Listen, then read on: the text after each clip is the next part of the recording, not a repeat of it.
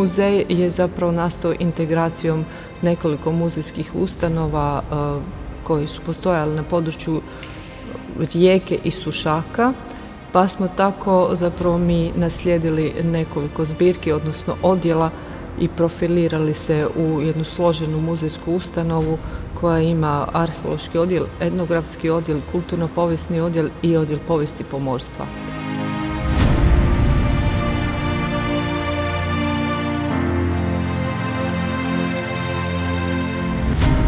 Josip Car je bio član posade Karpatije, on se na Karpatiju ukrcao 7. ožujka 1912. godine i negdje punih 9 mjeseci je bio u službi na Karpatiji do početka prosinca, s tim da je na njoj boravio kao konobar. Sama Karpatija je prilikom tog događaja, nakon što je dobila obavijest da je Titanik udario u santu leda, to je bilo u noći sa 14. na 15. travnja 1912. Ona je bila udaljena oko 60 morskih milja od Titanika. Karpatija kad je dobila obavijest, znači da Titanik tone, ona je krenula u biti otprilike prema tom položaju gdje je Titanik tonuo, međutim zbog krive informacije koju je dobila od telegrafista sa Titanika, Karpatija je u biti plovila u potpuno drugom smjeru.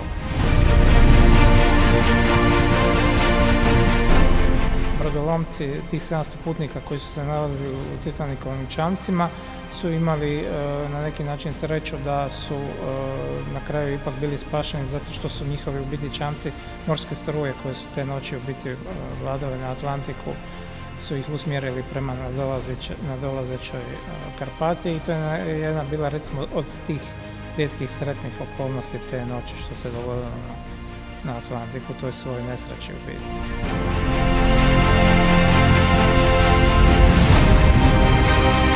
Te 1912. godine on je bio, mislim da je imao svega 18 godina i nakon Titanikove tragedije on je dokopao se jednog od tih bačenih prsluka koji su se nalazili na palubi Karpatije.